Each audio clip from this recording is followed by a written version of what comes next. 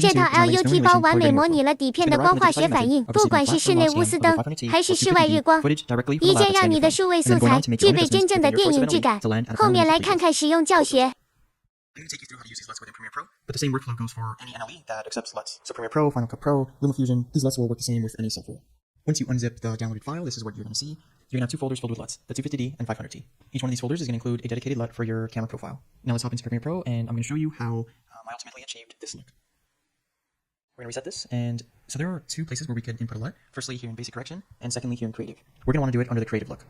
So we're going to go ahead and browse and find our folder. Firstly, we're going to go through the 500T, as this is personally my favorite. And again, you're just going to look for the corresponding log profile. And for instance, if you're shooting in a standard picture profile on your camera, then more than likely what you're going to need to use is this Works Online LUT. But this footage specifically is my large 8K, which is going to be log 3, so we're going to select that. Once we apply that, this is what we get. It looks good, but it looks a little flat and a little blue. Again, this is based off of a 500T workflow, so the footage is going to look bluish when you're dealing with daylight footage. So we're going to go into Basic Correction, and the first thing I'm going to do is pump up the contrast a bit, bring up the whites, maybe drop my black some more. As far as exposure and contrast, this looks pretty good. So the only other thing I'm going to do is just warm up the image. We're going to leave it somewhere around there, maybe bring the magenta down just a tiny bit. And if we do before and after, you can see how easily we got to this final image. Now everything here is up to personal preference. You don't have to warm up the image. You can keep it blue like this, and you can keep it a little bit lower in contrast. It's totally dependent on your taste and your footage. Now we're going to go ahead and reset this, and I'm going to take you through what the 250D LUT looks like. So we're going to go back to Creative, go to Look, Browse, and this time we're going to select 250D LUT. So we're going to go to log 3 and apply it. Right off the bat, you can see it looks already a lot more balanced and natural in terms of color temperature. We still need to add in a bit of contrast, bring up the whites a tad bit.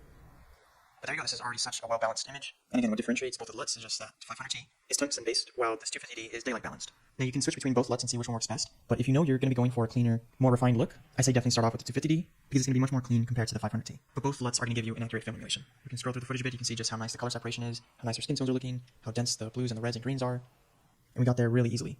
We're going to take a look at another scene, and again, we're going to go into Creative. For this, I'm going to go with 500T. And our image is already looking pretty good. So now we're just going to add in some contrast, bring up our whites a little bit, and you can warm it up, but I'm actually going to cool this image down a bit. So we're going to drop that, and then we're going to add in some magenta. We're going to cool off a little bit more. And I really like where that's sitting. We turn this on and off. Yeah, and there we go. I'm going to do one last scene. Again, I'm going to go with 500T, and this is actually red log footage. I'm going to apply that. Go into Basic Correction, add in some contrast, bring up our whites, and drop our blacks a tiny bit. And then all that's left is to just warm up the image. This was shot around golden hour, so we're getting these really nice golden tones. And just like that, we got our final image. 想要吗？